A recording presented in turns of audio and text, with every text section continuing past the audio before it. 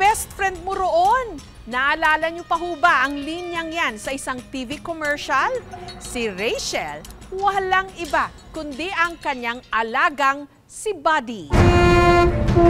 Dahil nakatira sa tabi ng Riles, alerto lagi ang mga tiga-barangay 593 sa Santa Mesa, Maynila sa tuwing darating ang tren.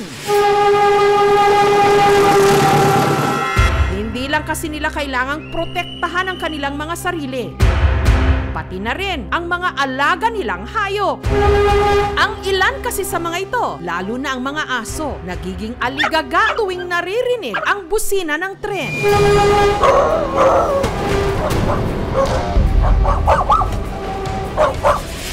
Si Buddy. Kagaya na lang sa kuha ng CCTV na ito nung paparating na ang tren. Makikitang lumabas ng bahay ang isang puting aso na ilang metro lang ang layo sa Riles. Agad itong hinabol ng kanyang amo.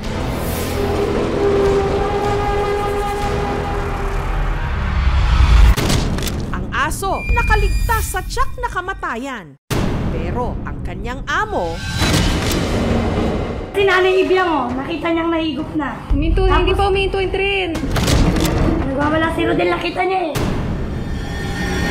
Kaladkad po siya. 2 metro po siguro. Hindi aso, pumasok na Oo nga, pumasok na nga. Lahat po ng nabubundol o nasa sagasaan, talaga pong namamatay. May mga nadali na din po talaga ng tren. Yung iba po hindi na po umabot ng ospital. ang may alaga ng aso, ang 19 anyos na anak ni Elsie na si Rachel. Naliligo na ako po noon. Tapos sabi ko, Shell, pakiabot yung towel. Hindi na po niya naabot yung towel dahil narinig po niya yung train. Sabi nila, ay may nasagasaan. Inisip ko po yung aso namin yon. Kaya dali-dali na po akong lumabas ng CR. Nakita ko po siya doon. Inihila na po nung kapitbahay namin. Nung tinahaya ko po yung ulo, doon na po yung puro dugo po yung mukha niya. Kaya doon na po ako talaga sobrang kinamanat. Naglambot po talaga ang katawan ko dahil hindi ko po talaga akalaing masasagasaan ang anak ko ng train sa tinagal-tagal na po namin dito. Dog lover daw talaga si Rachel. At sa dalawa niyang pet dogs, pinakamalapit siya kay Buddy. Siguro 8 buwan na po siya ngayon. Binigay po yun nung tito niya. Spoiled nga raw ito. Laging katabi sa pagtulog. Ipinagluluto ng pagkain at binibilhan pa ng mga customized na damit online. Hindi po namin pinapakain ng mga tira-tira po yun. Pag wala po kaming ulam at tuyo, inaanan po namin ng itlog yun. Pinagpiprito po niya. Turing niya, kapatid na rin po niya yung mga asong yun. Yung mga headset po ng anak ko, pag ginangat-ngat ni Buddy, hindi niya po pinapalo yun. Sabi nga po ng asawa ko, ini-spoil niyo yung mga asong yan eh, kaya ganyan. Pag dadating po noon, marinig lang yan boses ni Rachel, andyan na po agad sa pinto. Dila ng dila, magpapakarga, yayakapin ng anak ko. Mahal na mahal niya po yung asong yun. Naisip ko po na ganun po talaga niya kamahal talaga po yung mga aso namin, na kaya niyang i-risk yung buhay niya. Kapalit lang po nung safety po nung alaga po naming aso.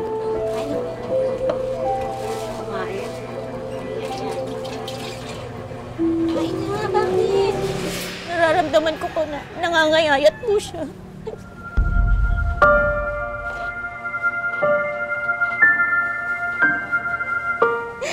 Lagi po niya kasing habol na habol po kasi kay Rachel yun.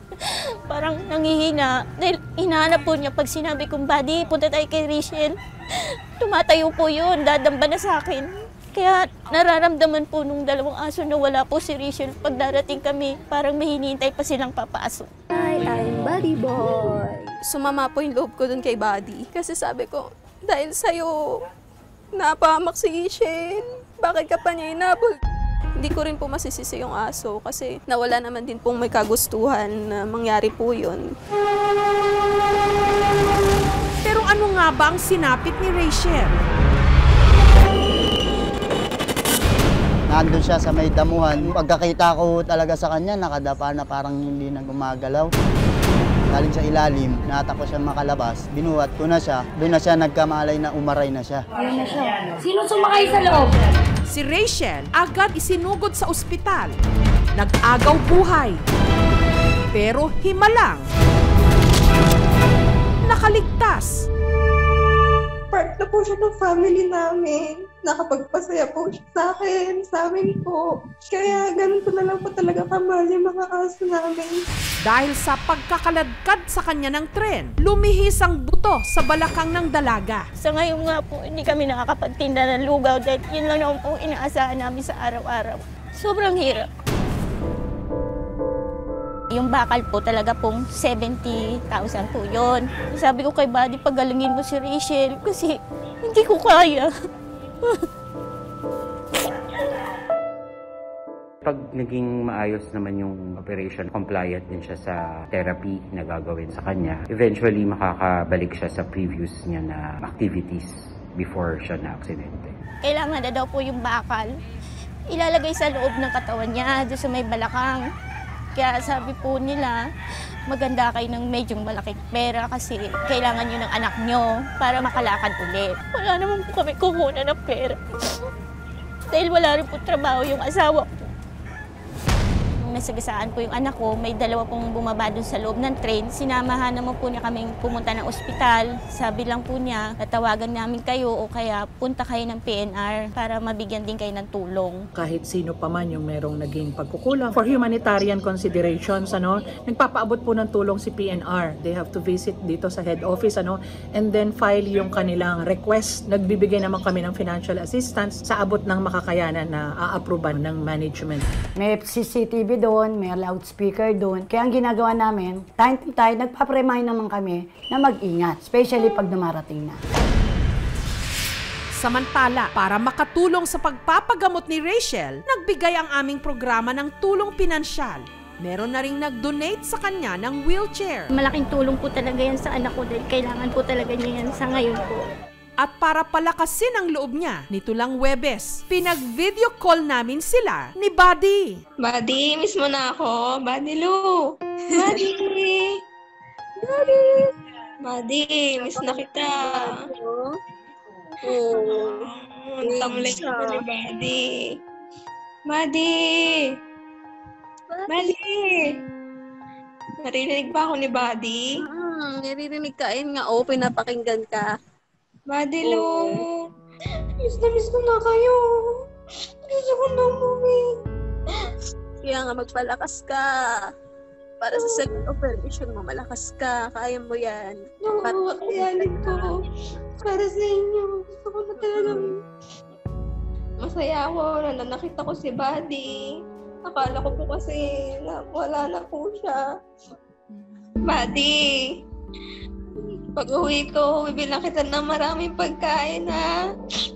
O-orderan pa kita ng maraming damit sa online. Sa totoo lang po, sobrang excited na po talaga akong gumaling. Kaya tinutulungan ko rin po yung sarili ko lumakas, magpagaling po para makita ko na po yung mga pamilya ko, yung sila Buddy, Jackie. Sobrang thankful po kay God na hindi po ako nawala po. Sobrang sorry po sa kanila. Kasi parang masyado na po akong pabigat sa kanila. Dahil sa nangyari sa akin. Shen, magpagaling ka na. Lakasan mo ang loob mo. Kasi sobrang hirap pag wala ka. Hindi ko kaya. Sobrang bilib ako sa'yo. Dahil despite sa nangyari, lumalaban ka. At alam kong kaya-kaya mo yan. May pangalawang chance pa po kung makita yung family ko po. Hindi pa uminto yung train. Marahil may ibang nagtataka, bakit may mga handang itaya ang kanilang buhay para sa kanilang alaga? Dapat lang siguro nating ipaalala sa isa't isa na lahat ng buhay pantay-pantay, pare-parehong mahalaga. Mga kapuso, kung nagustuhan niyo po ang videong ito, subscribe na sa GMA Public Affairs YouTube channel and don't forget to hit the bell button for our latest updates.